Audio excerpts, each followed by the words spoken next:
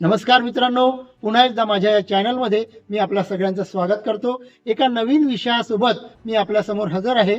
मित्रांनो, एकदा एका राजाने एका लोहाराला एक चंदनाची बाग भेट म्हणून दिली।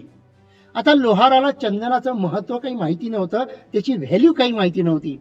त्यामुळे त्यांनी आपल्या लोहाराच्या कामामध्ये जी भट्टी असते त्या भट्टीमध्ये पेटवण्याकरता त्या चंदनाच्या लाकडांचा उपयोग केला आणि असं करता करता ती संपूर्ण चंदनाची बाग संपून टाकली।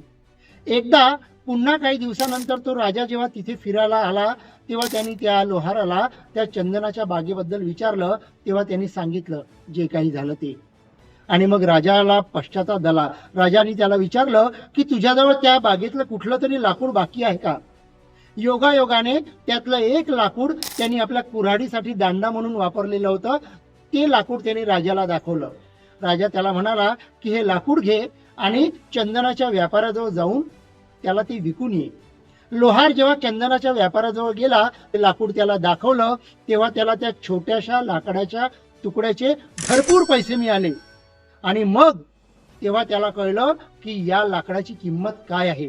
तो राजाजवळ आला आणि त्यांनी राजाला पुन्हा विनंती केली की पुन्हा एकदा मला अशी चंदनाची बाग भेट म्हणून द्या। तेव्हा राजा त्याला म्हणाला की अशी भेट आयुष्यात वारंवार मिळत नसते आणि असं म्हणून राजा निघून गेला। मित्रांनो, आपलं आयुष्य देखील अशाच प्रकारचं असतं। ज्या वेळेस आपल्या आयुष्याचे शेवटले श्वास बाकी असतात तेव्हा आपल्याला आपल्या आयुष्याचं खरं महत्त्व, आयुष्यातील मूल्यांचं महत्त्व, आपल्या आजूबाजूच्या छोट्या छोट्या गोष्टींचं महत्त्व समजतं। आणि मग तेव्हा शेवटल्या वेळेस आपण देवाला प्रार्थना करतो की देवा मला पुन्हा अजून काही कालावधी दे, परंतु ते शक्य नसतं।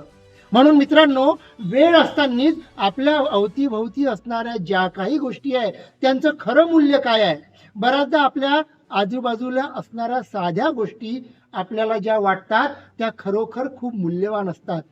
आपले घरचे सगळे लोक, आपली मित्रमंडळी, आपल्या आसपास वावरणारी लोक ही खरोखर खूप महत्त्वाची असतात, पण आपण त्यांच्याकडे लक्ष देत नाही आणि आपली धाव ही दूरची असते। पैसा किंवा इतर भौतिक साधनं मिळवताना आपण अनेक गोष्टींना विसरतो, हे आपल्याला खूप उशिरा लक्षात येतं। आणि म्हणून वेळ असतानाच या सगळ्या गोष्टींचा जर आपण मूल्य जाणलं तर आपल्याला त्या लोहारासारखा पश्चाताप करण्याची पाळी येणार नाही। मित्रांनो, आजचा माझा व्हिडिओ जर तुम्हाला आवडला असेल तर नक्कीच याला लाईक करा, आपल्या मित्रांमध्ये शेअर करा। धन्यवाद। जय हिंद।